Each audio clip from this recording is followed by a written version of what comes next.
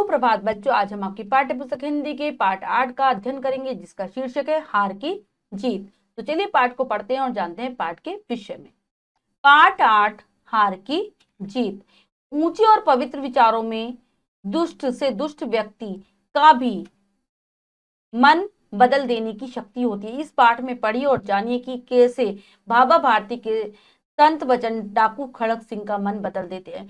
तो इस पाठ के माध्यम से बताया गया है कि अगर व्यक्ति अच्छे और मीठे वचनों को सुनता है तो उसका मन परिवर्तित हो सकता है। तो पाठ में बाबा भारती और खड़क सिंह की कहानी दिखाई है कि किस प्रकार से बाबा भारती के वचन खड़क सिंह की के जो जीवन में परिवर्तन ला देते हैं, उसके जीवन को बदल देते हैं। तो चलिए पढ़ते हैं विस्तार पूर्वक कहानी को। माँ को अपने बेटे और किसान को अपने लहलाते खेत देखकर जो आनंद आता है, वही आनंद बाबा भारती को अपना घोड़ा देखकर आता था। भगवान की पूजा अर्चना से जो समय बचता था, उसे वे घोड़े की देखभाल में लगाते थे। उनका घोड़ा बलवान और सुंदर था। तो जिस प्रकार से माता अपने बेटे को देखकर खुश होती है, किसान अपने लहलाते हुए खेत को देखकर खुश होता है, उसको प्रसन्नता होती है, वही खुशी बाबा भारती को अपने घोड़े को देखकर मिलती थी। भगवान की पूजा करने के बाद जो भी समय बचता था, वो घोड़े की देखभाल में लगाते थे और उनका घोड़ा भी बहुत ही शक्तिशाली और बहुत सुंदर था। उस घोड़े की सुंदरता की चर्चा बहुत दूर दूर तक थी। बाबा भारती उसे प्यार से सुल्तान कहकर पुकारने लगे। पुकारते थे, वे घोड़े की सेवा करते थे, अपने हाथ से खरहरा करते, खुद दाना खिलाते और उससे देख देख कर प्रसन्न होते थे। तो उसकी जो सुंदरता के जो चर्चे थे, बहुत दूर दूर तक फैल गए थे। बाबा भारती उसको सुल्तान कहकर पुकारा करते थे। उसकी वो दिन रात सेवा किया करते थे। उसका को जो दाना वो अपने हाथ से खिलाते थे, खुद उसकी साफ सफाई करते थे और बहुत खुश होते थे ये सब करते हुए। उन्होंने अपनी धन दौलत, जमीन जायदाद आदि सब कुछ छोड़ दिया था। यहाँ तक कि उन्हें नगर के जीवन से भी घृणा थी। अब गांव के बाहर एक छोटे से मंदिर में रहते थे और भगवान का भजन करते थे। उन्हें ऐसा लगने लगा था कि वे सुल्तान के बिना नहीं रह सकेंगे। वे उसकी चाल पर लट्टू थे। वे कहते थे, ऐसा चलता है जैसे मोर नाच रहा हो। तो उन्होंने, वैसे उनके पास जमीन जायदाद के नाम पर कुछ भी नहीं था, उन्होंने अपना सब कुछ त्याग दिया था और नगर का जीवन भी उन्हें पसंद नहीं था। इसलिए वो नगर के बाहर एक छोटे से मंदिर में रहते थे और वहीं भजन कीर्तन किया करते थे। उनको ऐसा लगने लगा था कि वो सुल्तान अपने घोड़े के बिना नहीं रह सकेंगे। उनकी घोड़े की जो चाल थी, वो उस पर दीवाने से रहते थे और ऐसा बोलते थे कि जब ये चलता है तो ऐसा लगता है मोर नाच रहा हो। जब तक संध्या समय सुल्तान पर चढ़कर 8-10 मील चक्कर न लगा लेते, उन्हें चैन न आता। वो रोजाना सुल्तान पर चढ़कर 8-10 किलोमीटर तक जाते थे और तभी उन्हें अच्छा लगता था। ये उनका रोजाना का कार्य था। खड़क सिंह वहां का नामी डाकू था। लोग उसका नाम सुनकर कांपते थे। सुल्तान की कीर्ति उसके कानों तक भी पहुंची। उसका मन सुल्तान को देखने के लिए मचल उठा। वे एक दिन दोपहर के समय बाबा भारती के पास आया और नमस्कार करके बैठ गया। तो खड़क सिंह वहां का एक प्रसिद्ध डाकू था। लोग उसके नाम से डरते थे, कांपते थे। जब उस सुल्तान की जो ख्याति थी, प्रसिद्धि थी, कीर्ति थी, उसके कानों तक पहुंची, तो उसका मन भी हुआ कि वो एक बार जाकर सुल्तान को देख आए। और एक दिन दोपहर के समय वो बाबा भारती के पास आता है और नमस्कार करके उनको बैठ जाता है। बाबा भारती ने पूछा, खड़क सिंह क्या हाल है? खड़क सिंह ने सिर झुकाकर उत्तर दिया, आपकी दया है, कहो इधर कैसे आए? सुल्तान की चाह खींच लाई। विचित्र जानवर है, देखोगे तो प्रसन्न हो जाओगे। मैंने भी बड़ी प्रशंसा सुनी है। तो बाबा भारती पूछते हैं, क्या हाल चाल है और यहाँ कैसे आना हुआ? तो वो बताता है, सब कुछ ठीक चल रहा है, आपकी दया है। और खड़क सिंह कहता है कि मुझे सुल्तान को देखने की इच्छा यहाँ तक खींच लाई है। तो बाबा भारती प्रशंसा करते हैं अपने घोड़े की और कहते हैं कि तुम देखोगे उसे तो बहुत खुश हो जाओगे। तो वो कहते हैं, मैंने इसकी प्रशंसा सुनी है, बहुत बड़ाइयां सुनी है इसकी। उसकी चाल तुम्हारा मन मोह लेगी। कहते हैं देखने में भी बड़ा सुंदर है। क्या कहना, जो उसे देखता है बस देखता ही रह जाता है। बहुत दिनों से सुल्तान को देखने की अभिलाषा थी, आज उपस्थित हो सका हूँ। तो बाबा भारती कहते हैं, जो उसकी चाल है तुम्हारे मन को मोह लेगी और देखने में भी वो बहुत सुंदर है। ऐसा खड़क सिंह उनसे पूछता है।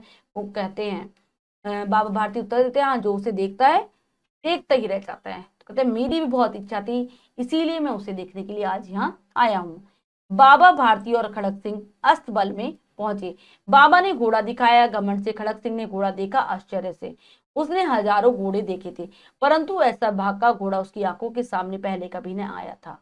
सोचने लगा कि ऐसा घोड़ा उसके पास होना चाहिए। इस साधु को ऐसी चीजों से क्या लाभ? कुछ देर वहीं चुपचाप खड़ा रहा, फिर उसके हृदय में हलचल होने लगी। बालकों की सी अधीरता से बोला, परंतु बाबा जी इसकी चाल न देखी तो क्या देखा। बाबा भारती असबल में ले जाकर, असबल यानी कि घोड़ों को रखने की जगह, वहां पर ले जाकर खड़क सिंह को घोड़ा दिखाते हैं। बहुत घमंड के साथ, बहुत गर्व के साथ दिखाते हैं, लेकिन खड़क सिंह उसको बहुत आश्चर्य के साथ देख रहा होता है। उसने बहुत सारे घोड़े अपने जीवन में देखे थे, लेकिन कभी ऐसा सुंदर घोड़ा नहीं देखा था।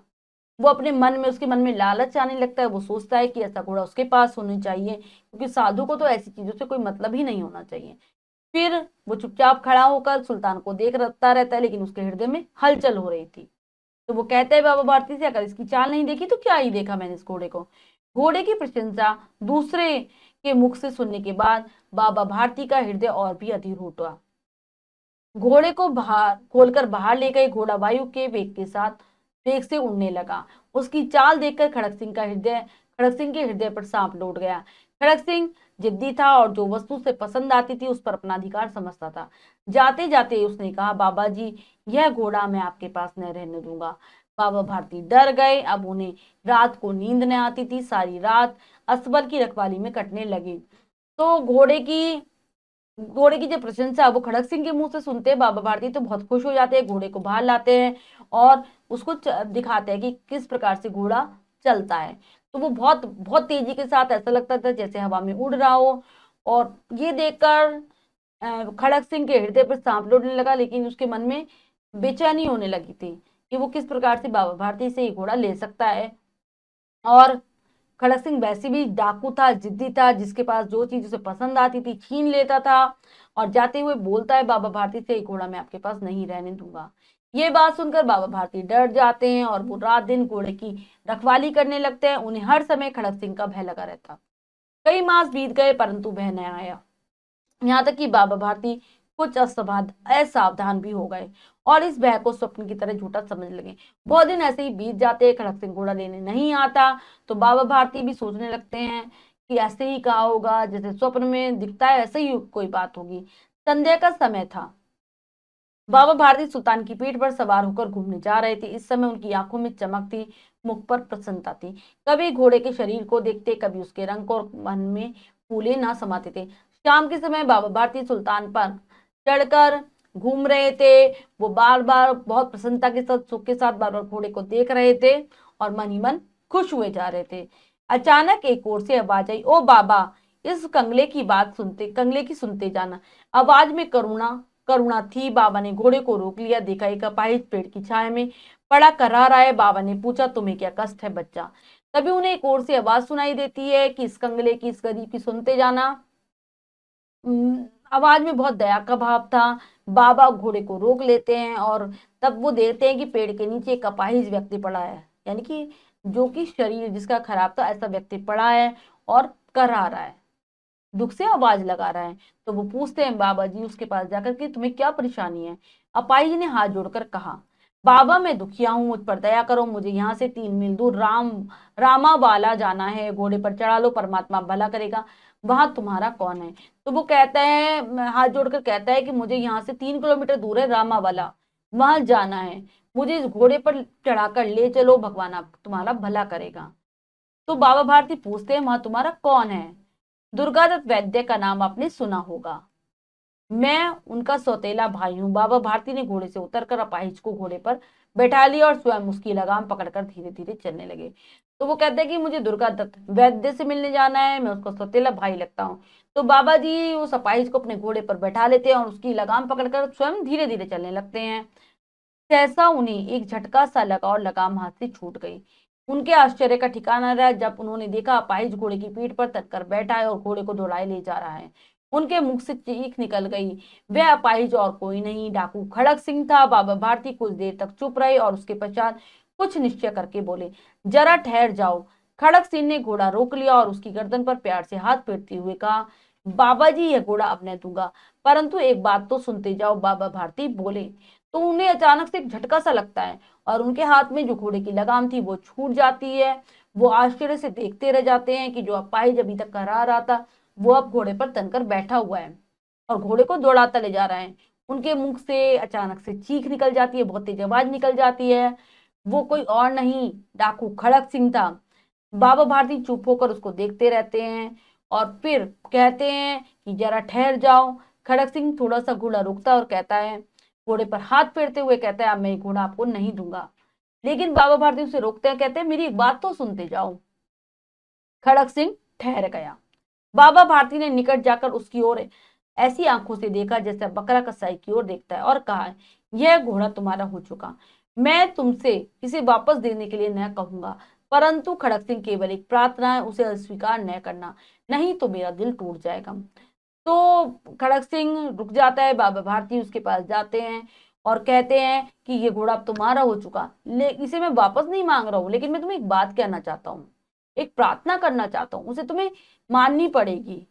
अगर तुम नहीं मानोगे तो मेरा दिल टूट जाएगा। बाबा जी आज्ञा कीजिए, मैं आपका दास हूं, केवल यह घोड़ा न दूंगा। अब घोड़े का नाम न लो, मैं तुमसे इसके बारे में कुछ ना कहूंगा, मेरी प्रार्थना केवल यह है कि तुम इस बात को किसी को भी मत बताना। तो कहते हैं कि हाँ, जो कहना चाहते हो कहो, लेकिन मैं घोड़ा नहीं दूंगा। तो बाबा भारती कहते हैं, अब घोड़े का तो तुम नाम भी मत लो, लेकिन मेरी बात सुनो, मेरी प्रार्थना है, इस बात को जो घटना हुई है किसी को भी मत बताना। खड़क सिंह का मुंह खुला रह गया। उसका विचार था कि घोड़े को लेकर यहां से भागना पड़ेगा, परंतु बाबा भारती ने स्वयं उससे कहा कि इस बात को किसी के सामने प्रकट न करना। बाबा जी ने ऐसा क्यों कहा? खड़क सिंह ने बहुत सोचा, बहुत सिर मारा, पर कुछ समझ नहीं सका। हारकर उसने अपनी आंखें बाबा भारती के मुख पर गड़ा दी और पूछा, बाबा जी, इस बात से आपको क्या डर है? तो खड़क सिंह एकदम आश्चर्य से बाबा भारती को देखता रह जाता है। वो सोच रहा था कि घोड़ा लेकर उसे भागना पड़ेगा, लेकिन बाबा भारती तो उसे आराम से घोड़ा ले जाने दे रहे हैं और साथ ही साथ ये बात कह रहे हैं कि इस बात को किसी को मत बताना। वो बहुत सोचता है, अपना सिर लगाता है इस बात के लिए, लेकिन उसे समझ में नहीं आता। और फिर वो बाबा भारती की तरफ देखते हुए कहता है कि इस बात से आपको क्या डर लग रहा है, कि मैं बात ये क्यों ना बताऊं किसी को? सुनकर बाबा भारती बोले, लोगों को यदि इस बात का पता चल गया तो वे किसी दून दुखी पर विश्वास न करेंगे। यह कहते कहते उन्होंने सुल्तान की ओर से मुंह मोड़ लिया। वो कहते हैं कि अगर ये बात लोगों को पता चलेगी तो कोई भी दीन दुखी जो रास्ते में अगर पड़े होंगे तो कोई उनकी बात पर विश्वास नहीं करेगा, कोई उनकी मदद नहीं करेगा। और यह कहकर वो वहां से चले जाते हैं, सुल्तान की ओर देखते तक नहीं है।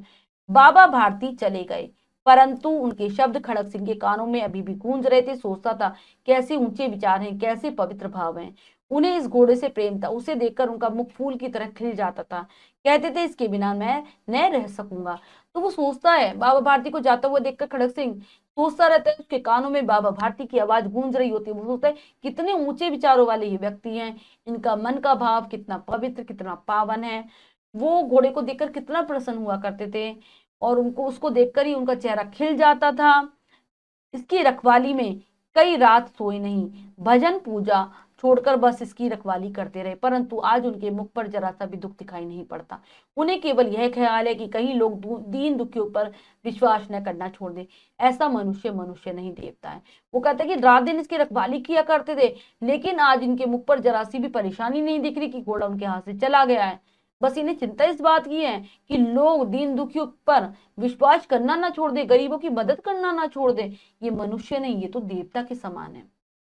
रात्रि के अंधकार में खड़क सिंह बाबा भारती के मंदिर पहुंचा। चारों ओर सन्नाटा था, आकाश में तारे टिमटिमा रहे थे। थोड़ी दूर पर गांव के कुत्ते भौंक रहे थे। मंदिर के अंदर कोई शब्द सुनाई ना देता था। खड़क सिंह सुल्तान की बाग पकड़े हुए था। वह धीरे धीरे अस्पताल के फाटक पर पहुंचा। फाटक खुला पड़ा था। किसी समय बाबा भारती स्वयं लाठी लेकर पहरा देते थे, परंतु आज उन्हें किसी चोरी डाके का भय न था। तो रात्रि के समय खड़क सिंह बाबा भारती के मंदिर के पास जाता है, जहाँ चारों तरफ बिल्कुल सन्नाटा, बिल्कुल शांति छाई हुई थी। आकाश में तारे थे, कुत्तों की आवाजें आ रही थी, लेकिन मंदिर के अंदर से कोई आवाज नहीं आ रही थी। खड़क सिंह घोड़े की लगाम पकड़े हुए था और धीरे धीरे वो चलता हुआ अस्तबल के फाटक पर जाता है। फाटक आज खुला पड़ा था, जहां पर कभी पहले बाबा भारती लाठी लेकर पहरा दिया करते थे, लेकिन आज उन्हें कोई डर नहीं था किसी की चोरी होने का, क्योंकि सुल्तान ही वहां नहीं था। खड़क सिंह ने आगे बढ़कर सुल्तान को उसके थान पर बांध दिया और बाहर निकलकर सावधानी से फाटक बंद कर लिया। इस समय उसकी आंखों में नेकी के आंसू थे। सूर्योदय से पूर्व बाबा भारती उठे, कुटिया से बाहर निकलकर ठंडे जल से स्नान किया। उसके पश्चात उनके पांव अस्तबल की ओर ऐसे बढ़े जैसे कोई सपने में चल रहा हो, परंतु फाटक पर पहुंचकर जरा रुक गए। तो वो चुपचाप से खड़क सिंह जो घोड़े को वहीं पर बांध देता है जहां पर उसकी जगह थी, और चुपचाप धीरे से फाटक बंद कर कर बाहर निकल जाता है। आज उसकी आंखों में आंसू बह रहे थे, जो कि उसकी अच्छाई के आंसू थे, नेकी के आंसू थे। और जब सुबह के समय बाबा भारती उठते हैं ठंडे जल से स्नान करके, ठंडे जल से स्नान करने के बाद उनके पैर अचानक से अस्तबल की ओर जाने लगते हैं। ऐसा लग रहा था कि वो सपने में चल रहे हैं, लेकिन फिर वो अचानक से रुक जाते हैं। घोड़े ने अपने स्वामी के पांवों की चापों को पहचान लिया। वो रुक जाते हैं क्योंकि उन्हें याद आता है कि अब तो घोड़ा है ही नहीं, मैं अस्तबल में क्यों जा रहा हूँ। लेकिन घोड़ा भी उनके पांव की आवाजों को पहचानता था, वो पांवों की आवाज को सुन लेता है और जोर जोर से हिनहिनाने लगता है, जोर जोर से आवाजें करने लगता है। अब बाबा भारती आश्चर्य और प्रसन्नता से दौड़ते हुए अंदर घुसे और बड़े प्यार से घोड़े के गले से लिपटकर इस प्रकार रोने लगे मानो कोई पिता बहुत दिनों से बिछड़े हुए अपने पुत्र से मिल रहा हो। और फिर उनको एकदम से आश्चर्य होता है और खुशी होती है। वो जोर से दौड़कर अस्तबल में जाते हैं और घोड़े को गले से लगा लेते हैं और बहुत जोर जोर से रोना शुरू कर देते हैं, जैसे कि एक पिता से उसका पुत्र बिछड़ जाता है और वो बहुत दिनों बाद मिलता है। फिर वे संतोष से बोले, आप कोई दीन दुखियों की सहायता से मुंह ना मोड़ेगा। और फिर बहुत ही शांति के साथ, बहुत ही संतुष्टता के साथ वो बोलते हैं कि अब कोई दीन दुखियों की सहायता करने से अपना मुंह नहीं मोड़ेगा, यानी कि अब कोई ऐसा विचार नहीं करेगा कि हमें दीन दुखियों की सहायता नहीं करनी चाहिए, कि उन्हें धोखा मिल जाएगा अगर वो सहायता करेंगे, ऐसा कुछ कोई नहीं सोचेगा। तो बच्चों, ये थी बाबा भारती और खड़क सिंह की कहानी, जिसके माध्यम से हमने सीखा कि अच्छे वचनों से इंसान का हृदय भी परिवर्तन हो सकता है, दुष्ट से दुष्ट व्यक्ति भी अच्छा बन सकता है। अब हम पाठ के शब्दार्थ कर लेते हैं। कीर्ति, प्रसिद्धि, यश, अभिलाषा, चाह, अस्तबल घोड़ों को बांधने का स्थान, पाका बहुत अच्छा, अधीरता व्याकुल बेचैनी, स्वप्न सपना, कंगले गरीब, परमात्मा ईश्वर, निकट नजदीक, अंधकार अंधेरा, बाघ घोड़े की लगाम, पांवों की चाप पैरों की आवाज। तो बच्चों, ये है पाठ के शब्दार्थ जिन्हें आप अच्छे से याद कर लेंगे, जिससे पाठ समझने में आसानी रहेगी। अब हम पाठ का अभ्यास कार्य कर लेते हैं, जो कि है लिखित अभिव्यक्ति से। पहला प्रश्न पढ़ते हैं और करने की कोशिश करते हैं। सही उत्तर वाले गोले को रंगे। तो बच्चों, प्रश्न में 4 विकल्प है, 3 विकल्प गलत है, 1 विकल्प सही है। हमें सही विकल्प को चुनना है। तो चलिए कर लेते हैं। बाबा घोड़े पर चढ़कर चक्कर लगाते थे, 2-3 मील, 3-4 किलोमीटर, 8-10 मील, 30-40 मील। तो वो 8-10 मील का चक्कर लगाते थे। घोड़ा देखकर खड़क सिंह सोचने लगा कि वह घोड़ा होना चाहिए उसके पास, बाबा के पास, पुलिस के पास, किसान के पास। तो वो घोड़ा होना चाहिए उसके पास। घोड़े की चाल देखकर खड़क सिंह के हृदय पर छुरी चलने लगी, डंडा लगा, सांप लौट गया, पत्थर लगा। तो उसे के हृदय पर सांप लौट गया, यानी कि जलन होने लगी, उसे ईर्ष्या होने लगी। लहलहाते खेत को देखकर किसे आनंद आता है? किसान को, सैनिक को, व्यापारी को, राजा को? तो किसान को आनंद आता है। बाबा भारती को आनंद आता था खड़क सिंह को देखकर, अपना घोड़ा देखकर, अपना घर देखकर, उपयुक्त सभी। तो अपना घोड़ा देखकर उन्हें आनंद आता था। खड़क सिंह ने घोड़ा हथियाने के लिए किसका रूप धारण किया? थानेदार का, व्यापारी का, भिखारी का, अपाहिज का? तो उसने अपाहिज का रूप धारण किया था। डी विकल्प सही है। अब अगला प्रश्न है, रिक्त स्थानों की पूर्ति कीजिए। तो बच्चों, यहाँ पर कुछ वाक्य हैं जो कि अधूरे हैं, हमें उचित शब्दों से उन्हें पूरा करना है। तो चलिए कर लेते हैं। बाबा भारती और खड़क सिंह रिक्त स्थान में पहुंचे। तो आ जाएगा अस्तबल।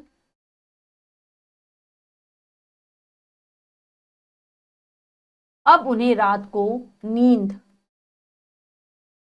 ने आती थी, क्योंकि वो घोड़े की चिंता कर रहे थे। खड़ग सिंह वहां का नामी डाकू था। उसकी रिक्त स्थान तुम्हारा मन मोह लेगी। तो चाल। बाबा ने देखा कि एक रिक्त स्थान पेड़ की छाया में पड़ा करहा रहा है। तो अपाहिज।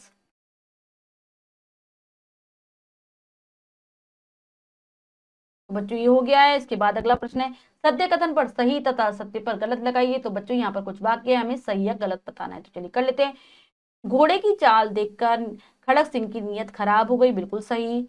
बाबा ने अपाहिज को घोड़े की पीठ पर बैठा लिया। ये भी ठीक है।